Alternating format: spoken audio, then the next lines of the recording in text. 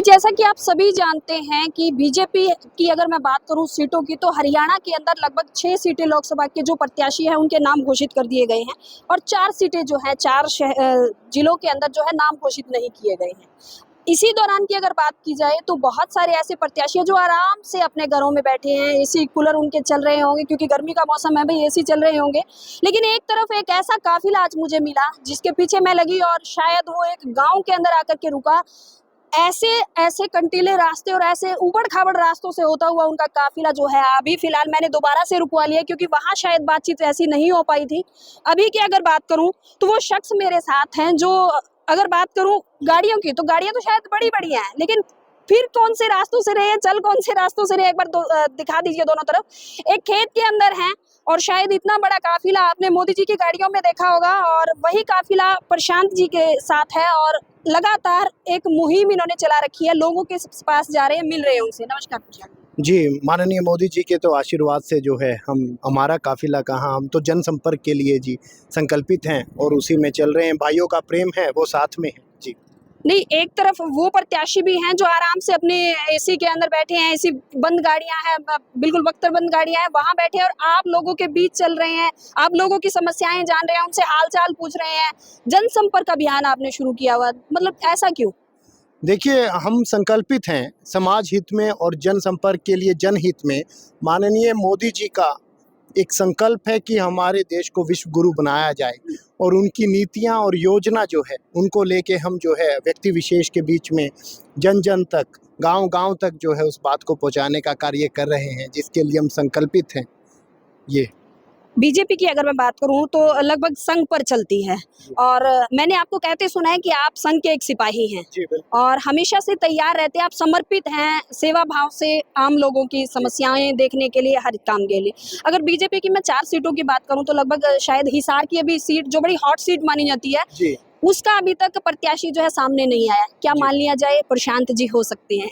देखिए, ये तो शीर्ष नेतृत्व जो है वो डिसाइड करते हैं और मैंने जैसे पहले भी कहा है, मैं तो संगठन का एक सिपाही हूँ और एक पार्टी का कार्यकर्ता हूँ और आज जो दायित्व मिले हैं उनका निर्वहन करते हुए जो है आप लोगों के बीच में हम अपनी पार्टी की जो है नीतियाँ और योजना उनको लेके आया हूँ। हर घर मोदी, घर घर मोदी, इसको लेके जनसंवाद और जनसंपर्क उसको करते हुए मैं आगे बढ़ रहा हूँ। बुरा मत मानिए, देखिए क्योंकि अगर मैं बीजेपी की बात करूं तो लगभग पिछला जो अंतराल गुजरा, लोग कहते हैं कि शायद बीजेपी के जो बड़े राजनेता थे वो लोगों के बीच में नहीं है। एक तरफ मैं आपको देख रही हूं, आप लोगों के मतलब ऐसे रास्ते जहां से निकलना मुश्किल है, आप उन रास्तों पे जाकर के लोगों से जनसंपर्क अभियान चला रहे हैं। देखिए, मेरा ये मानना है, जो प्रतिनिधि होता है, प्रतिनिधित्व करता है जनता का, उसका फर्ज है हर व्यक्ति विशेष तक वो पहुँचे और हम संगठन के सिपाही हैं, अनन्य राम भक्त हैं, तो अंत्योदय तक पहुँचने का हमारा ऐसा संकल्प है कि एक अंतिम व्यक्ति जो है उस तक हमारी योजना, हमारा लाभ और प्रतिनिधि और अच्छे कार्यकर्ता और हमारे जैसे संगठन के सिपाही वो पहुँचें और उनकी जो भी बात वो जान के, मन की बात जान के, तो माननीय मोदी जी की मन की बात उनके समक्ष रख के एक जुड़ाव जो है वो हम पार्टी के लिए जो है जन जन में करें। अभी गांव के अंदर से आप जाकर के आए हैं, लोगों के साथ मिले भी हैं, बातचीत भी हुई है, क्या लग रहा है कैसा माहौल अभी बीजेपी का हरियाणा के अंदर बना हुआ है? बहुत उत्तम माहौल है और 10 की 10 लोकसभा सीटें जो हैं हम विजयी करेंगे और मैं ये जो है बहुत विश्वास के साथ कह रहा हूँ। कुछ व्यक्ति एक सीट को लेके कोई संशय पैदा कर रहे हैं, कुछ देखिए 10 की 10 लोकसभा सीटें हम लेंगे। जैसा यशस्वी और माननीय प्रधानमंत्री जी ने कहा कि हम 370 पार और एनडीए 400 पार, मैं इस आंकड़े को 425 पार तक देखता हूँ और वो बहुत जल्द आपके समक्ष होगा।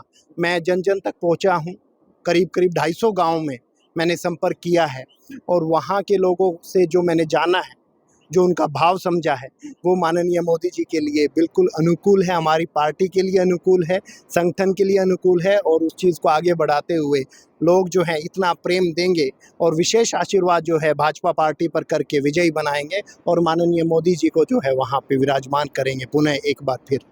विपक्ष की मैं बात करूं, जैसा आपने बताया कि माहौल बिल्कुल अनुकूल है आपके, लेकिन विपक्ष जो है कुछ और कहता नजर आ रहा है। आप भी सुनते होंगे लगातार अलग अलग बयान जो है अलग अलग बड़े दिग्गज नेताओं के, हरियाणा के अंदर स्पेशली बात की जाए तो अलग अलग बयान आते हैं। उन बयानों को लेकर के आपका क्या कहना है? आज मुझे लगता है कि जो अन्य पार्टियां हैं वो हिल गई हैं, और जब व्यक्ति अपनी जड़ों से हिल जाता है तो उसको पता नहीं होता। जैसे पत्ता जो है जब एक पेड़ से टूट जाता है तो वहाँ उसको पता नहीं होता कि वो जा कहाँ रहा है। तो उनके जो बयानबाजियाँ हैं, जो बातें हैं, जो वक्तव्य हैं, वो भी इसी प्रकार से बिखरे बिखरे नज़र आते हैं। अलग अलग नेता एक ही पार्टी के अलग अलग प्रकार की बातें और समीक्षा करके विश्लेषण करके आपके आगे रखते हैं, जिनमें कोई दम मुझे नज़र नहीं आता।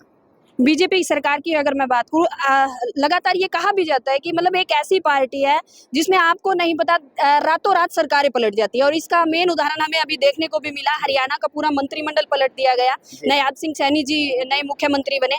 तो क्या लगता है आपको, ये खूबसूरती है पार्टी की, या फिर ये ऐसा लगता है कि मतलब नाइंसाफी हो रही है कहीं ना कहीं? देखिए, ये किसी एक परिवार की, किसी स्थापित नेताओं की पार्टी नहीं है। ये एक कार्यकर्ता की पार्टी है, ये जन जन की पार्टी है, ये एक आम व्यक्ति की पार्टी है, किसान और कमेरा वर्ग की पार्टी है।